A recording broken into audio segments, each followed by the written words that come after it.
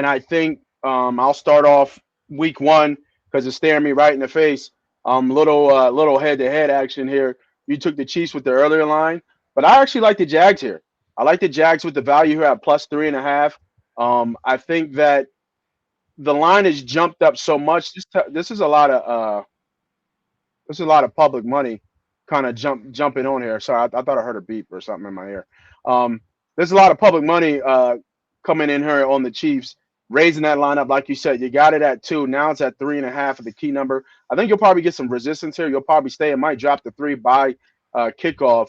But to me, this is a big revenge game for the Jags from when they lost. Was that at home? Did they lose at home in the playoffs? Yeah. No, they lost at home.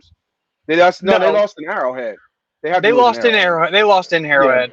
yeah, they lost in Arrowhead. But the way that game went, they probably should have won that game. The way that game went. Now Casey did enough. They survived, but I think they should have won that game. And then with the addition with Ridley and what we saw from the Chiefs, those two rookie cornerbacks that we saw from the Chiefs against Detroit, and Detroit being able to move the ball. I understand Kelsey wasn't back, but Chris Jones is back for this, so they get their big dog on defense, their big dog on offense. So this team should feel a lot better about themselves. But I really like the Jags here. I like Doug Peterson, familiar going against Andy Reid. I went against him in the playoffs, big games, and Doug has always kind of been able to keep pace with Andy. 1-1, if you think about it, again those games. So I like the Jags here with the number at plus 3.5. I don't know if the Jags win the game, but I think they make this game close enough, especially if they have to keep scoring with them. The Chiefs defense is not that good. Bad back in on the secondary. Obviously, getting Chris Jones changes the defensive line and that up front and that pass rush dramatically. But he hasn't played. You can say he's in shape. All these boys say they're in phenomenal shape. But once they get into football action and game action, I doubt that he'll be able to go his full go. And if he can, he'll be gassed at the end. And the same with Kelsey. Kelsey's coming off an injury. Will he play? Last game when they played, Kelsey had 14 catches for almost 100 yards. Oh, damn. I love Kelsey on the Mount Rushmore of tight ends. He is an all-time great already, and probably going to add to that and might finish as the all-time greatest tight end ever.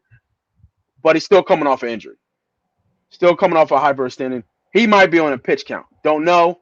They'll probably see how the game goes.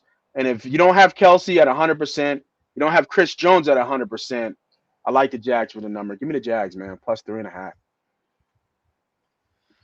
Yeah, I mean, I think that's a smart side. I mean, I think this is almost one of those like perfect middle games. The reason I hopped on 2.5 when it opened on Sunday is because I had a feeling that Travis Kelce it was only a 1 week injury. I didn't think that Chris Jones was necessarily going to be signed, but I did think the fact that the Chiefs lost at home with their next game being against a very good playoff team on the road in their conference. If they beat Detroit, I don't think Chris Jones signs. But the fact that they lost, I think that gave the front office some sense of urgency to get it done, which is why I think you've basically seen the line go from 2.5 to 3.5. Basically, I think that's essentially Travis Kelce, Chris Jones moving the number past the key number from 2.5 to 3.5. And I honestly think it's a middle game. I firmly believe, and this was a Chiefs minus 2.5 was a very, very large bet for me. I think this game is going to hit on 3. So I think this is a really, really good opportunity to, if you didn't get the Chiefs early, I would look to take the Jags at 3.5 or throw the Jags in a teaser.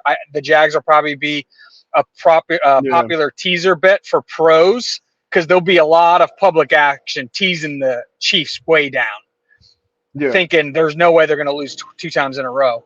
So and that's what I was going to say. I was like, I think the public money coming here is like no way the Chiefs go 0-2. Yeah, like that's the public consensus. It's like no way. And I'll be honest, that was my bet. That was me at 2.5. Yeah. I don't think they'll cover a big spread, but I just have a hard time believing Travis Kelce coming back that Patrick Mahomes and Andy Reid are going to be down 0-2. It's just a spot bet here, but I also think that you're really sharp here. Like 3.5 is a great number. Like personally, I've already got a lot of money on the Chiefs, so I'm not going to come back the opposite way.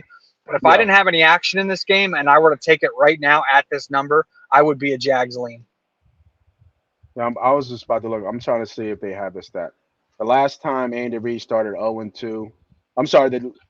Under the Andy Reid, the Chiefs have not started 0-2 since 2014. That was a decade ago. Yeah, So I think that's everything you said. The Kelsey, Chris Jones, and that fact that they haven't gone on to in a decade. I think that's is milked into this line for sure because agreed. And it definitely jumped up. I'm not as high. I was super impressed. First off, I was super impressed with Patrick Mahomes. Obviously, not having your main weapon that you've always every career game you've ever started, he's been there. He's been your outlet. Uh, Yep. I thought Detroit's defensive line was phenomenal, and I thought their defensive coordinator called an awesome game with his second level blitzes. I'm not so sure Jacksonville. This would be my one cause for concern. I'm not so sure Jacksonville can create that much pressure, and if they can't, it could be trouble.